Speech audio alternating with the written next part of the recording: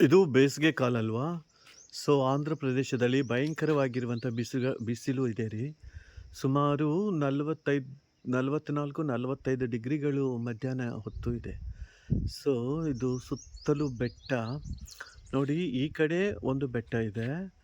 ಸ್ವಲ್ಪ ಈ ಕಡೆ ತೋರಿಸ್ತೀನಿ ನೋಡಿ. ಆ ಕಡೆ ಕೂಡ ಬೆಟ್ಟ ಇದೆ. ಇಲ್ಲಿ ನೋಡಿ, ಆ ಕಡೆನೂ ಬೆಟ್ಟ ಇದೆ. ಮರಗಳೆಲ್ಲ ಒಣಗಿ ಹೋಗಿದ್ದಾವೆ. ಸೊ, ಪೈರೆಲ್ಲ ಒಣಗೋಗಿದೆ. ಸೊ, ಈ ಕಡೆನೂ ಬೆಟ್ಟ ಇದೆ. ಇದೇ ರೀತಿಯಾಗಿ ಇದೇ ಥರ ತಿರುಗಿಸಿದರೆ ಈ ಕಡೆ ಕೂಡ ಬೆಟ್ಟ ಇದೆ. ಅಲ್ಲಿ ಮಧ್ಯದಲ್ಲಿ ವೈಟ್ ಕಾಣಿಸ್ತಾ ಇದೆ, ನೋಡಿದಿರಲ್ಲ? ಈ ಬಿಸಿಲಿನ ತಾಪಕ್ಕೆ ನೋಡಿ ಒಣಗಿ ಯಾವ ರೀತಿಯಾಗಿ ಬೂದಿ ಆಗಿಬಿಟ್ಟಿದ್ದ ಥರ ಇದೆ ಪೈರೆಲ್ಲ. ನೋಡ್ತಾ ಇದ್ದೀರಲ್ಲ, ಆ ರೀತಿಯಾಗಿ ಒಣಗೋಗಿದೆ. ಪಶುಗಳಿಗೆ ಮೇವಿಲ್ಲ, ಹುಲ್ಲಿಲ್ಲ. ನೋಡಿದರೆ ಆ ಭೂಮಿ ಯಾವ ರೀತಿಯಾಗಿ ಒಣಗೋಗಿದೆ. ಇಲ್ಲಿ ಅಲ್ಲೆಲ್ಲಿ ಮಾತ್ರವೇ ಗುಡ್ಡದ ಮೇಲೆ ಹಚ್ಚ ಹಸಿರಾಗಿ ಕಾಣಿಸ್ತಾ ಇದೆ. ಈ ಎರಡು ಬೆಟ್ಟಗಳ ಮಧ್ಯದಲ್ಲಿನೇ ನಮ್ಮ ಹಳ್ಳಿ ಇದೆ.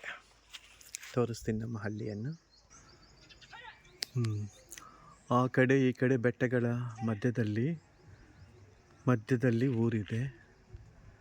ಸೊ, ಆ ಬಿಸಿಲಿನ ಸೆಕೆ ಮತ್ತು ಆ ಬೆಟ್ಟದ ಬಿಸಿಲು ಮತ್ತು ಈ ಕಡೆ ಇರುವ ಬೆಟ್ಟದ ಬಿಸಿಲು, ಎರಡೂ ಬಿಸಿಲು ಸೇರಿಕೊಂಡು ಇಡೀ ಊರಲ್ಲಿ ಭಯಂಕರವಾಗಿರುವಂಥ ಸೆಕೆ ಎದ್ದುಬಿಟ್ಟಿದೆ.